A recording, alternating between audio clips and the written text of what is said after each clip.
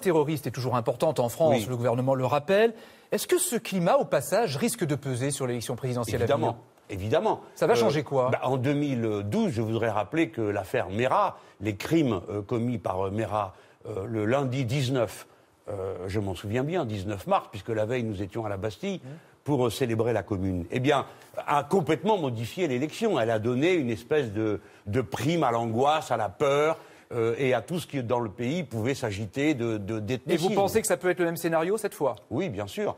Et moi, je fais partie de ceux qui pensent qu'il ne faut pas hystériser la peur du terrorisme. Parce qu'il faut penser que c'est une bataille. Et dans cette bataille, il faut que nous gardions la main. Si nous donnons la prime à ceux qui nous agressent, nous passons nous-mêmes la corde au cou. Alors, si nous faisons peur à tout le monde, les terroristes ont gagné, disons les terroristes. Si nous, par exemple, nous coupons le pays entre disant les musulmans peuvent devenir des terroristes, on donne raison aux terroristes. Vous savez, voyez le gouvernement, en tout cas, va proposer aux députés de prolonger l'état d'urgence jusqu'en juillet, parce qu'il y a notamment le Tour de France, l'Euro 2016 notamment. Vous avez été contre l'état d'urgence depuis le début. Mais non, pas la première fois. Si vous voulez, dans les premières heures qui suivent un attentat, c'est bien parce que ça permet de se jeter sur l'adversaire. Et aujourd'hui, au bout d'un moment, l'effet de surprise n'existe plus par rapport au réseau. Quant au reste, ce sont des mesures de sécurité et de précaution, parce que dans l'état d'urgence, il ne faut pas croire qu'on est mieux protégé. Le système de protection reste le même. Inutile de prolonger l'état d'urgence.